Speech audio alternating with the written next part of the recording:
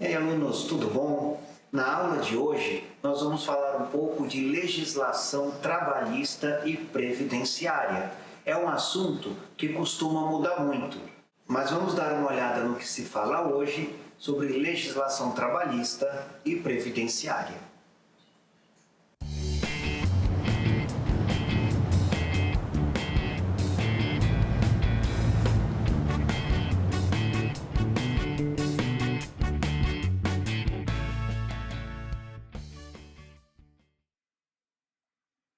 Olá, alunos, bem-vindo aí a mais uma aula de Saúde, Segurança e Sociedade.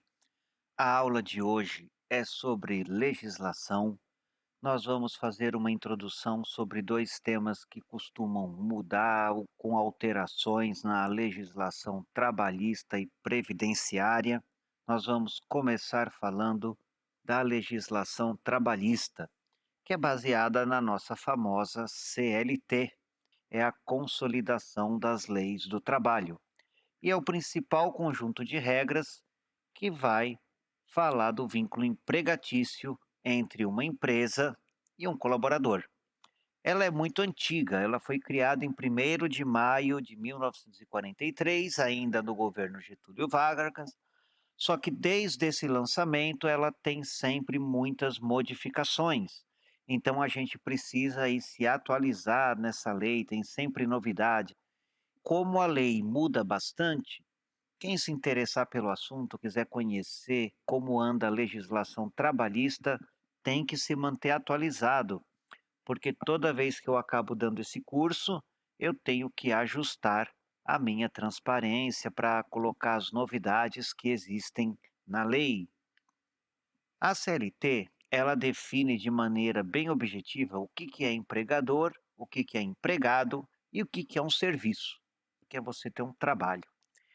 Então, empregador é a empresa individual ou coletiva que, assumindo os riscos da atividade econômica, vai pagar um salário e vai dirigir a prestação do serviço de um funcionário. O empregador, ele dá tarefas para o seu funcionário e ele executa o trabalho mediante um salário. O empregado, segundo a CLT, é toda pessoa física que presta serviços de natureza não eventual a um empregador.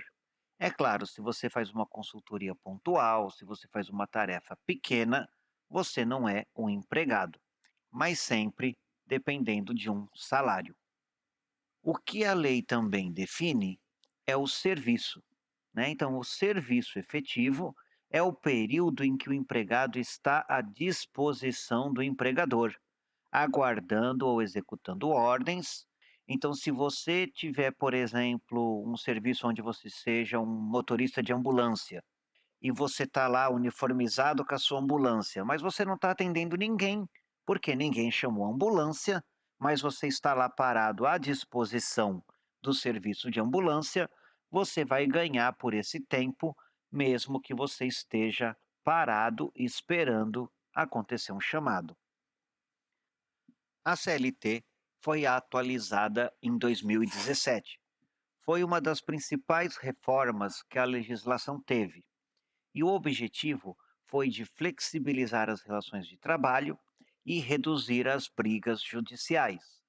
Algumas mudanças são importantes a gente conhecer. A primeira delas é que é possível fazer um contrato definindo termos diferentes do que tem a CLT.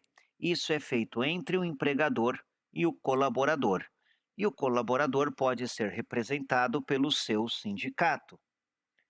Desde a reforma trabalhista, qualquer coisa que se combine entre empregador e o colaborador vai prevalecer sobre a lei. Mas existe um cuidado. Você pode abordar tudo que não seja contra a lei. Você pode detalhar, você pode adicionar, você pode fazer ressalvas, mas você não pode, por exemplo, dizer que não vai ter férias, porque as férias é garantida em lei e você não pode ser contra a lei. E principalmente, Se existe um contrato que define alguma coisa e você não concorda, basicamente você não vai ter escolha, porque isso não pode ser contestado na justiça. Isso foi combinado e você aceite ou não. Então é preciso ficar atento, porque salário mínimo, 13º, FGTS, férias, não pode ser eliminado, mas pode ser modificado. Por exemplo, dividir as férias em mais de um período, isso é possível atualmente. Outra coisa que mudou é que aquele imposto sindical ou a contribuição sindical obrigatória, que era um pagamento que era feito ao sindicato automaticamente, era descontado do seu salário, ponto final. Ele não é mais automático. Os trabalhadores podem ter a escolha entre pagar ou não o sindicato. E se você não quiser pagar o sindicato, você não paga, mas o sindicato continua te representando quando ele assina documentos com a empresa. Também existe a questão do intervalo. Isso dava muita polêmica. Quando você faz uma pausa para o cafezinho, isso entra no pagamento ou não? Né, existia dúvidas, como que isso era feito. Tem funcionário que para mais, tem funcionário que para menos, e a lei já definiu o seguinte: por dia, você pode ter 30 minutos de descanso. Se você quiser parar mais do que 30 minutos para tomar o seu cafezinho, você vai ter desconto no seu salário. Mas isso vale para trabalhador que vai trabalhar com mais do que 6 horas diárias. Se você trabalhar menos do que 6 horas, você não tem direito a intervalos, ok? Você pode, é claro, ir no banheiro, tomar uma água, mas você não pode parar para ter uma conversa ou ficar na copa tomando o seu cafezinho. O deslocamento é outro ponto importante. Muitas vezes a empresa fica em um local de acesso mais difícil, ela está numa estrada, a empresa está num lugar longe. Pode ser que você trabalhe em uma obra e essa obra fique em um terreno afastado. Antes, você ganhava pelo tempo de deslocamento. Se você demora para ir até a empresa, paciência, você vai ganhar por esse tempo. Hoje em dia, não. Você começa a ganhar apenas no momento que você bate o ponto e entra na empresa. Ou seja, se você entra para trabalhar 8 horas, você deve estar na empresa 8 horas. E não interessa o tempo que demora ou como você vai fazer para chegar na empresa. Esse tempo de deslocamento não conta como hora trabalhada, mesmo que você vai trabalhar numa hora distante, se você demorar 3 horas para chegar no seu emprego, o problema é seu. Férias é outra coisa que mudou. Antes, as férias não podiam ser divididas. Você tinha que tirar suas férias obrigatoriamente em um período. Agora, você pode dividir as suas férias em até 3 períodos, mas isso tem que ser negociado e tem que ser feito aquele contrato de flexibilização. Mas a lei determina também algumas reservas. Cada período tem que ter pelo menos 14 dias corridos e os outros devem ser maiores de 5 dias. Então você não pode dividir suas férias em períodos semanais. Você tem restrições para a divisão das suas férias. É possível também fazer um contrato intermitente. Isso não existia antes. Como é que você vai fazer um contrato intermitente? Trabalha um pouco, para um pouco, depois trabalha mais um pouco, depois para. Né? Nós temos isso, por exemplo, em toda a área agrícola. O funcionário é contratado para fazer uma colheita, depois ele para, aí, quando tem outra colheita, ele volta para trabalhar. Então, na modalidade de contratação intermitente, você pode receber por hora ou por dia. E nesse caso, você também tem direito a férias, FGTS, 13º, mas é tudo proporcional ao número de horas que você trabalhou. E o valor que você vai receber tem que estar previsto em contrato, mas você nunca vai poder pagar por hora menos do que um salário mínimo, ok? Então você pega o número de horas de trabalho, aí 44 horas, tem que dividir o salário mínimo por esse valor e verificar que esse é o valor mínimo que a pessoa tem o direito de receber. Nós também temos, na nova atualização da CLT, a previsão de trabalho remoto ou trabalho home office, né? Isso é muito bom, a gente teve aí uma época de pandemia que isso foi muito utilizado. Agora, se você está trabalhando fora das dependências da empresa, isso vai ser contado como hora trabalhada. Só que isso também precisa estar formalizado e previsto em contrato. Como que vai ser contado esse horário, como é que vai ser medido. Muitas vezes o trabalho é medido por um login num sistema ou assim por diante. E quem trabalha no formato home office não precisa marcar o ponto, né? A gente imagina que a pessoa não vai ter um relógio de ponto na casa dele. Então ele vai ter outros meios de contabilizar a hora trabalhada. Ações na justiça também tem bastante diferença. Quem quiser entrar com ações na justiça é obrigado a comparecer nas audiências. E se você processar o seu empregador e perder, você que processou vai ter que pagar as custas do processo, vai ter que pagar o advogado do empregador, vai ter que pagar os custos judiciários. Antes, o colaborador podia faltar, se ele perdesse não tinha nenhum prejuízo, então ele não tinha nenhum custo e ele entrava com qualquer tipo de processo. Agora não. Se você entrar com um processo e perder, você vai pagar todos os custos.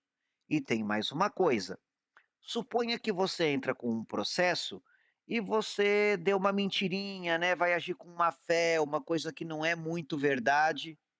Se acontecer de você agir com má fé, não é só a custa judicial que você vai pagar, você também vai pagar uma multa e vai ter que pagar essa multa indenizando a empresa. Finalmente, suponha que você peça demissão e você assine uma rescisão contratual porque você pediu demissão. Se você pedir demissão, você não vai poder questionar nada na justiça. Você só pode questionar na justiça ações que são colocadas quando você é demitido. Outra coisa que mudou é aqueles acordos que existiam de maneira informal para você receber um pouco do seu fundo de garantia, a empresa pagar um pouco de imposto, né? Tinha uma questão aí de fazer acordo e agora esse acordo está regulamentado. Se você quiser deixar a empresa e fazer um acordo para sair do emprego e poder receber o seu FGTS, isso é possível. Só que você pode sacar no máximo 80% do FGTS. E a empresa, por outro lado, vai pagar a multa pela metade, ou seja, vai ter 20% sobre o saldo de pagamento. E você vai ter direito a metade do aviso prévio e saldo de salário, férias e 13º vai ser pago de forma integral. Então a gente não precisa mais burlar a lei para fazer um acordo de rescisão com a empresa. O banco de horas agora está formalizado em lei. Banco de horas já está previsto. O sindicato não tem que aceitar ou não aceitar. Está valendo o acordo feito empregador e empregado, independente do que o sindicato pensa. Então, as empresas precisam pagar pelas horas que não forem compensadas em 6 meses. E aí você vai ter o adicional de 50%, que é parecido com a hora extra. Mas a maioria das empresas dá um dia de folga para o funcionário. Então, o banco de horas, na prática, tornou a hora extra muito rara. Outra coisa, a jornada de trabalho foi flexibilizada. Antes da reforma, você tinha que trabalhar 8 horas por dia, 44 horas semanais e 220 horas por mês. Isso era padronizado. E agora, com a lei, a gente tem a jornada diária flexibilizada. Você pode fazer um trabalho de 12 horas, mas precisa ser previsto um descanso de 36 horas. Então, as pessoas que trabalham em construção, trabalham em mina, trabalham com petróleo, agora pode trabalhar em regime de plantão. Lembrando que o tempo que o profissional estava à disposição da empresa era contado como hora trabalhada. E agora não, né? Se você está tendo uma atividade de descanso, se você tem pausa para almoço, se você vai ter uma atividade de treinamento ou interação entre seus colegas, isso não é considerado atividade de trabalho. Então você não vai receber, por exemplo, se a empresa pagar um treinamento para você e você for fazer um treinamento, porque isso não é uma jornada de trabalho efetiva. A legislação previdenciária, ela vai falar de aposentadoria. A aposentadoria é sempre uma questão polêmica. Nós temos várias opiniões diferentes. Pessoas que falam que a aposentadoria está quebrada, pessoas que falam que os números são maquiados pelo governo, pessoas que falam que não podemos perder direitos, pessoas que falam que é melhor perder direito do que não aposentar, e com essas brigas, a lei sempre acaba mudando. Quem paga aposentadoria, primeiramente é o Estado, o INSS, né, o Instituto Nacional da Seguridade Social. E o INSS, além da aposentadoria, vai lidar também com questões trabalhistas, como licença médica e similares. Além da previdência do Estado, nós temos a previdência privada. Nós podemos fazer planos privados e quando você tem um plano privado, ele pode ter regra diferente, pode ter regra específica. Então, plano privado, cada caso é um caso. E a lei pode se aplicar a momentos diferentes da vida pessoal de uma pessoa. Você pode começar a trabalhar com uma lei, durante o seu trabalho, essa lei pode mudar e pode variar a forma como a sua previdência é contada, e aí, quando você está mais velho e vai se aposentar, a lei pode ter mudado de novo. Então, pessoal, eu vou recomendar uma coisa para vocês. Consulte um advogado especializado quando você for aposentar, porque você tem diversas leis em diversas épocas se aplicando na sua aposentadoria. E é muito difícil a gente acompanhar tudo isso sem ter um curso de direito e sem vivenciar isso todo dia. Mas isso é difícil para todos, não é verdade? Então, o que o governo fez? Por meio do Ministério da Previdência e Assistência Social, foi feita uma cartilha com a legislação. E essa cartilha é um documento extenso que chama Regime Geral de Previdência Social. Ele consolida a legislação e ele tenta mostrar como a legislação se aplica naquele exato momento de tempo. Agora, é um documento complicado para a gente entender. Ele tem 580 páginas falando de direito previdenciário. A linguagem é mais fácil, não é um material muito técnico, mas ainda assim é um assunto complicado. E eu usei esse material para preparar a nossa área. Uma das coisas que é bastante complicado é que não temos apenas uma regra de legislação previdenciária. Nós temos um jeito de aposentadoria diferente para cada segmento de trabalho. Os militares têm uma legislação de previdência diferente. Se você é funcionário público, isso vai variar bastante. Você tem o regime jurídico único do governo federal, você tem agente público que está em regime estatutário, tem agentes públicos que são contratados como empregados públicos em regime seletista. Você tem agentes públicos que são eleitos para cargos, então eles têm um regime de mandato eletivo. Então, mesmo no órgão público, Muitas formas de se aposentar existem. Para quem trabalha na iniciativa privada, a gente tem o regime seletista com a aposentadoria do INSS, nós temos o regime de aposentadoria complementar e nós temos ainda trabalhadores rurais e regras diferentes para trabalhadores informais.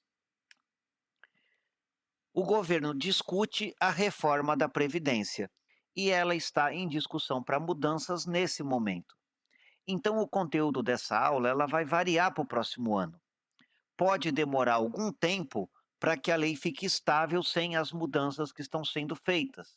Então, vamos abordar aqui um caso concreto que eu acho que vai refletir a maioria de vocês.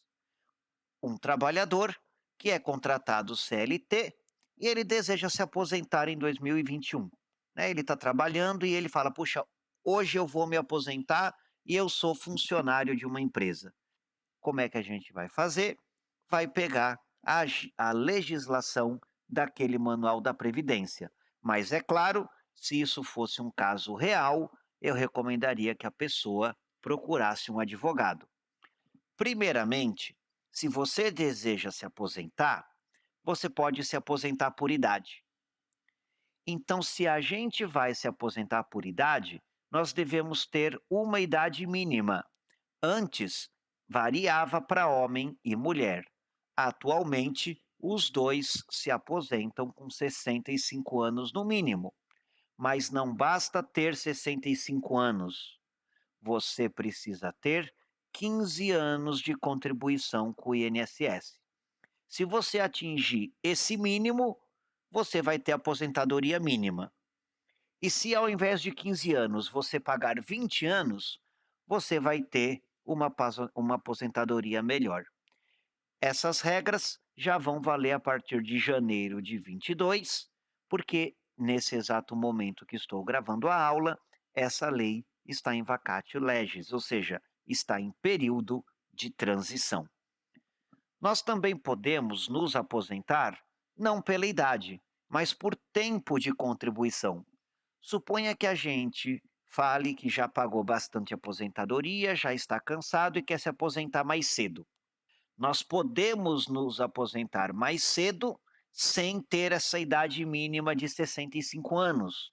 Mas aí a gente tem uma coisa que chama pedágio, ou seja, nós teremos desconto na nossa aposentadoria.